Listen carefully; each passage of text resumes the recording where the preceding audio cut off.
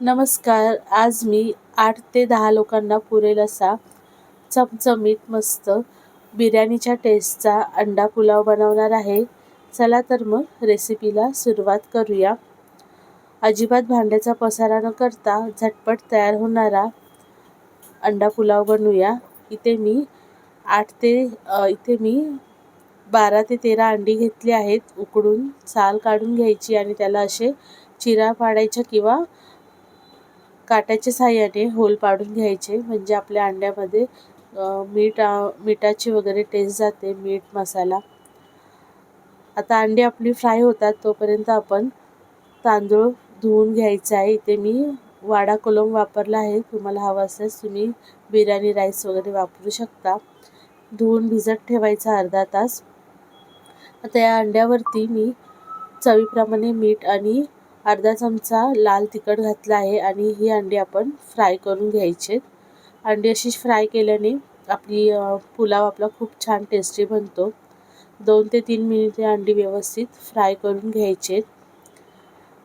अंडी काढून झाली की यामध्ये आणखी तेल घालायचं. तेल थोडंसं जास्त घ्यायचं, म्हणजे पुलाव आपला एकदम असा सुका सुका होणार नाही, छान तयार होतो पुलाव आपला. इथे 1 चमचा मी शहाजिरं वापरला आहे आणि अख्खा खडा मसाला घ्यायचा आहे, गरम मसाला.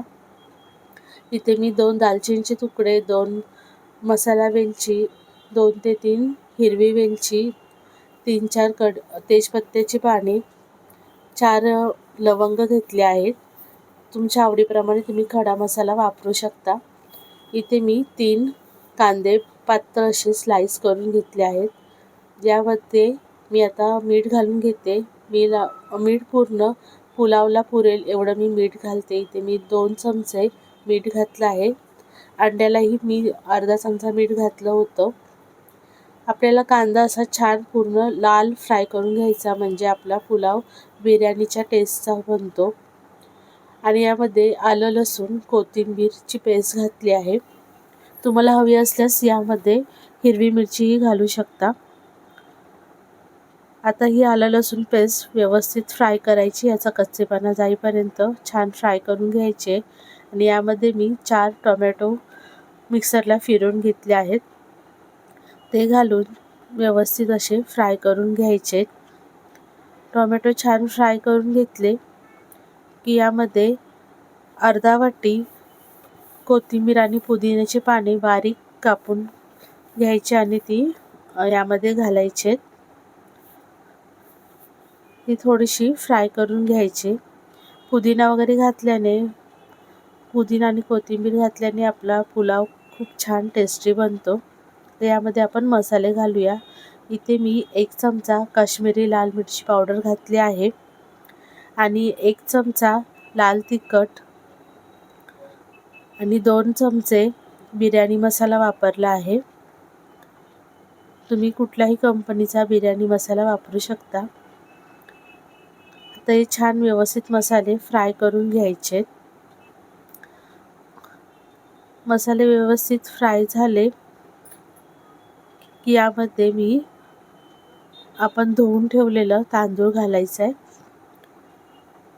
अर्धा तास भिजवल्यामुळे तांदूळ आपला छान मोकळा होतो. राईस आपला छान असा मोकळा होतो आणि पटकन शिजलाही जातो. इथे मी 1 किलो राईस वापरला आहे. 1 किलोमध्ये 4 वाट्या बसले आहेत तांदूळ. यामध्ये अर्धा चमचा हळद घालायचे आणि छान व्यवस्थित फ्राय करून घ्यायचं आहे. आता या कढईमध्ये होणार नाही म्हणून मी मोठं पातेलं घेतलं आहे. या पातेल्यामध्ये राईस काढून घेतल्यानंतर आपण फ्राय करून ठेवलेली जी अंडी आहेत ती अंडी घालून घ्यायचे. आणि आता या राईसला मी 4 वाटी राईस होता, याला 8 वाटी पाणी घातलं आहे. तुम्हाला जर कमी प्रमाणात करायचं असेल तर तुम्ही कुकरमध्येही करू शकता. 2 वाटी राईस असेल तर 4 वाटी पाणी घ्यायचं. तर इथे मी 4 वाटी राईससाठी 8 वाटी पाणी घेतलं आहे. आता मी हे पातेल्यामध्ये करत असल्यामुळे पाणी कमी जास्त होऊ शकतं. हे छान व्यवस्थित ढवळून घ्यायचं आणि उकळी आली की यावरती झाकण लावून घ्यायचं आहे. झाकण ठेवून 7 ते 8 मिनिटानंतर आणि गॅस आपल्याला पूर्ण स्लो करून ठेवायचा. गरम पाणी घातल्यामुळे पटकन आपला राईस शिजला जातो. आता हे पहा, राईस थोडासा कच्चा आहे, थोडा चेक करून घ्यायचा. यामध्ये थोडंसं पाणी लागणार, तर इथे मी आणखी 1 वाटी पाणी गरम करून घेतलं आहे आणि त्यावरती घालून घ्यायचं आणि झाकून पुन्हा हा राईस 4 ते 5 मिनिटांसाठी झाकून ठेवायचा आहे आणि पुन्हा आपण राईस चेक करायचा शिजला आहे की नाही. आता 4 ते 5 मिनिटं झाकल्यानंतर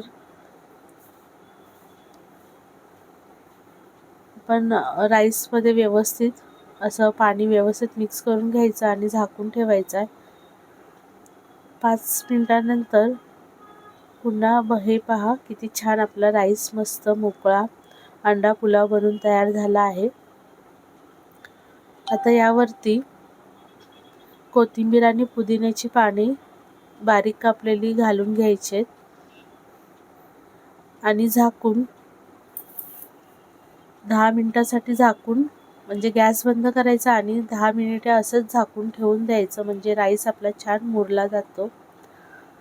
तयार आहे आपला अंडा पुलाव. रेसिपी कशी वाटली? आवडली असल्यास लाईक, शेअर आणि सबस्क्राईब करा.